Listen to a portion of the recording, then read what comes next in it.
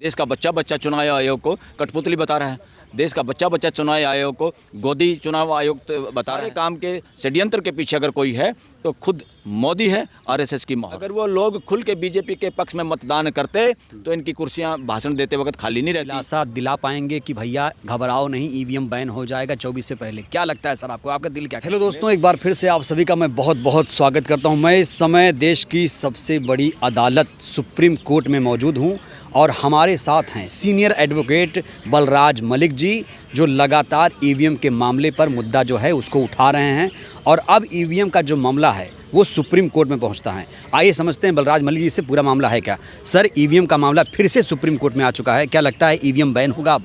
देखिए, supreme court अगर संविधान की प्रहरी के रूप में अपना काम करती है तो इसका दूध का दूध और पानी का पानी, न केवल डेट दे के डेट पे डेट लगा के नहीं, ये तुरंत कॉग्निजेंस में लेने वाला मामला है, क्योंकि 24 का इलेक्शन इसी बात पे टिका हुआ है और हमारे पास समय बहुत कम है। सुप्रीम कोर्ट को इमीडिएटली इसकी अपनी अध्यक्षता में खुद और ईमानदार लोगों के ज़रिए जांच हो और जांच जहां तक भी पहुंचे, चाहे उस देश के राष्ट्रपति या प्राइम मिनिस्टर के घर तक भी पहुंचे, ये जांच ऐसे ही पहुंचे इस देश के लिए तभी अच्छा रहेगा। जैसे बिल क्लिंटन की जांच राष्ट्रपति हाउस तक घुस गई थी और उसका जब इम्पीचमेंट होने वाला था उसने पीछा छुड़ाया था देश से माफ़ी मांग के। अगर ये जांच इसी तरह पूरी नहीं पहुंचती तो इसका मतलब शंका के घेरे में इस देश की सुप्रीम कोर्ट भी इस देश की नज़रों में हो जाएगी। चुनाव आयोग को लेकर सवाल खड़े हो रहे हैं कि चुनाव आयोग भी अब सत्ताधारी की कठपुतली बन चुका है, इसमें कितनी सच्चाई है? ये इसमें तो 100% सच्चाई है, इसमें पूछने की जरूरत है क्या? देश का बच्चा बच्चा चुनाव आयोग को कठपुतली बता रहा है। देश का बच्चा बच्चा चुनाव आयोग को गोदी चुनाव आयुक्त बता रहा है। वो उसको चुनाव आयुक्त, इलेक्शन कमीशन ऑफ इंडिया नहीं कह रहे लोग, इलेक्शन कमीशन ऑफ बीजेपी ये बोल रहे हैं लोग। बताइए, तो फिर तो ये लोकतंत्र के लिए बहुत बड़ा खतरा हो जाएगा। बहुत बड़ा खतरा होगा।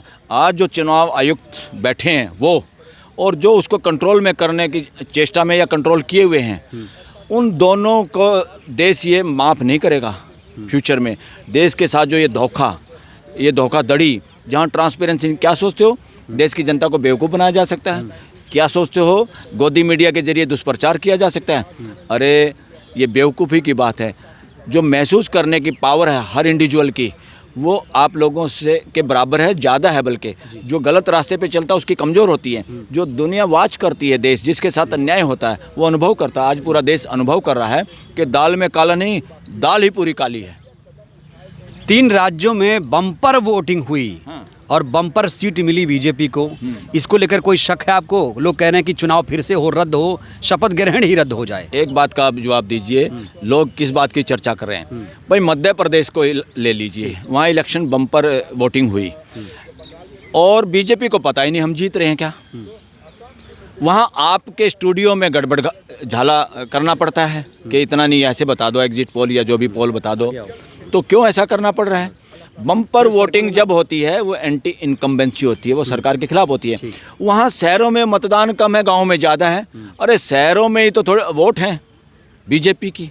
बीजेपी जिस वर्ग का जो के लिए काम कर रही है या भला कर रही है या जिन लोगों को फ़ायदा मिल रहा है या जो लोग इस देश के हर सिस्टम पे कब्जा जमाए बैठे हैं, वो लोग तो शहरों में रहते हैं। वो शहर में मतदान कम है और गांव में ज़्यादा है। गांव वो है जहाँ पे शर्मिंदगी के साथ लोगों को फ्री का अनाज लेना पड़ रहा है, जहाँ गरीबी रेखा से नीचे रह रहे हैं, जहाँ मजदूर और किसान रह रहे हैं, जहाँ किसान भी पीस रहा है, मजदूर भी पीस रहा है। वो लोग भला कैसे वोट करेंगे? वो लोग ज़्यादा मतदान कर रहे हैं तो सरकार के खिलाफ मतदान करें। सरकार किसकी थी? बीजेपी की। सेंटर में किसकी सरकार? बीजेपी की। अगर वो लोग खुल के बीजेपी के पक्ष में मतदान करते तो इनकी कुर्सियां भाषण देते वक्त खाली नहीं रहती, और वो खुल के मतदान करते पक्ष में तो ढोल नगाड़े बजा के मतदान करते, क्योंकि जिसकी सरकार है उसको तो आदमी वोट ना देता हो तब भी दिखाता मैं आने आपको नहीं, कहा जा रहा है कि ये मोदी मैजिक है। हाँ, काहे का मौजिक है? अब लोग ये कह रहे हैं कि सारे के सारे काम का, मैं तो बाहर की बात कर रहा हूँ वकील, कि सारे काम के षड्यंत्र के पीछे अगर कोई है तो खुद मोदी है, आरएसएस की मोहर है। ये कह रहे हैं लोग। किसका मुंह पकड़ोगे? देश ऐसा बोल रहा है। डीवाई चंद्रचूड़ साहब इस गंभीर मुद्दे को लेकर क्या सोचते हैं फिलहाल? आप लोग मुलाकात कर चुके हैं कि नहीं? मुझे ये पता है, हमारे से भी ज़्यादा डीवाई चंद्रचूड़ को पता है देश के हालात क्या हैं। वो हमारे से ज़्यादा समझते हैं। देश के प्राइम मिनिस्टर को भी, गृह मंत्री को भी, सरकार को भी, और वो आरएसएस को भी उसी नागपुर शहर से आते हैं और उसी समाज से आते हैं, जिसके ज़्यादातर प्रमुख या जिनके स्थापना आरएसएस की जिन लोगों ने की उसी समाज से वो आते हैं। उनको हमारे से ज़्यादा पता है, घर का भेद उनको पता है। अगर वो भी इस काम में देश के सामने दूध का दूध और पानी का पानी नहीं कर पाएंगे और तीव्र गति से नहीं करेंगे, वो उसी श्रेणी में काउंट किए जाएंगे देश की जनता के द्वारा, जिस श्रेणी में दूसरे लोगों को। पिछले दिनों देखा गया कई जब मामले हुए, सुप्रीम कोर्ट में कई मामले आए, तो सुप्रीम कोर्ट की जो टिप्पणी होती है बलराज सर, वो बहुत सख्त होती है, लेकिन जब आदेश की बारी आती है तो आदेश उस तरह से नहीं आ पाता है। टिप्पणी क्या करेगा ये देश? टिप्पणी का टिप्पणी क्या? इसका मतलब टिप्पणी करके आप लोगों को खुश करना चाहते हो, गुमराह करना चाहते हो? आप डिसीजन करिए, डिसाइड करिए, समय पे करिए, तीव्र गति से करिए। जितनी बार भी सरकार के खिलाफ कोई मुकदमा यहाँ होता है, जहाँ जहाँ सरकार कमज़ोर होती है, जहाँ जहाँ सरकार शरारत करती है, वहाँ पे सरकारी वकील गुमराह करते हुए देखे जाते हैं। आके देखो ना सुप्रीम कोर्ट की जब बहस होती है, अब तो लाइव बहस है, कम से कम चंद्रचूड़ को ये क्रेडिट जाता है, जस्टिस चंद्रचूड़ के लाइव कर दिया। वो वहाँ मिमियाते हुए दिखाई देते हैं, गुमराह करते हुए दिखाई देते हैं, वो वहाँ पर डेट लेते हुए दिखाई देते हैं। ये सारा का सारा, और फिर वो डेट ले लेके तब तक सरकारें बन जाती, बिगड़ जाती, उसका यूज होता नहीं उस मुकदमे का। क्या फ़ायदा देश के लिए? देश ऐसे ये बर्दाश्त नहीं करेगा, बहुत हो चुका है, सिर से ऊपर पानी चालू हो गया है। एडीआर की याचिका थी जिसमें अभी आप कह रहे हैं कि सुनवाई नहीं हो पा रही है, तारीख पर तारीख मिल रही है। कहा जा रहा है कि वीवीपैट के पर्चियों की 100% काउंटिंग हो। क्या ये सॉल्यूशन सही है? ईवीएम भी रहे और ऐसा भी हो? बिल्कुल सही है। वो क्या है, और वो पर्ची आदमी को भी मिले, गारंटी हो, मतदान ट्रांसपेरेंट हो।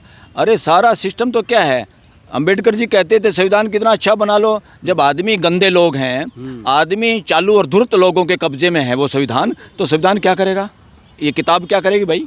कुछ नहीं करेगी। ऐसे ही इलेक्शन कमीशन भी जितने मर्जी जुगाड़ कर लो आप, जब तक लोग ईमानदारी से काम नहीं करेंगे, उन पर वॉच करने का तरीका, लोगों की नज़र, कैमरे काम नहीं करेंगे, लोगों की भागीदारी और देश के लोगों की नज़र के सामने सब कुछ होगा, तब जाके ये चीज़ें रुक सकती हैं। वरना तो इलेक्शन कमीशन के खिलाफ तो, या एक मुकदमे में सुप्रीम कोर्ट ने खुद मान लिया था कि यहाँ पपेट बिठाए जाते हैं, यहाँ बेकार ऑफिसर बिठाए जाते हैं, वो कमज़ोर ऑफिसर बिठाए जाते हैं, वो जेब में से निकाल के कठपुतलियाँ बिठाई जाती हैं, जो खुद पहले ही भ्रष्टाचार बहुत किए रहते हैं अपनी ज़िंदगी में, अपनी नौकरियों में।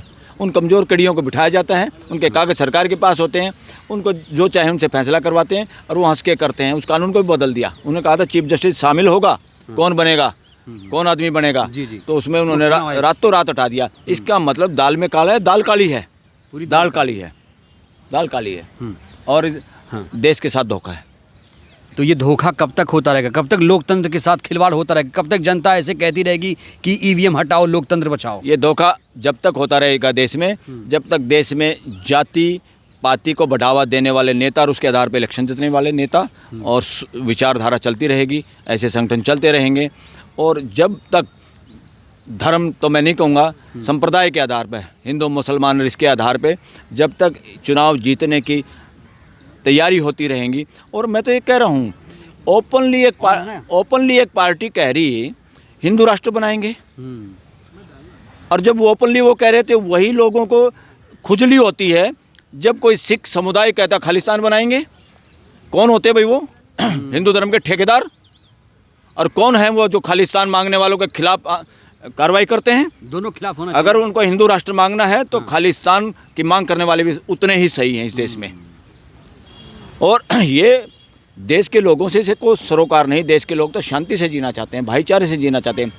ये सारे वो लोग हैं जिनकी दुकानदारियां चली हुई हैं और फ्री फोकट के राशन पाड़ रहे हैं इस देश में, और कब्जा किए हुए सिस्टम पे तीनों जगह ऐसे लोगों की भरमार है।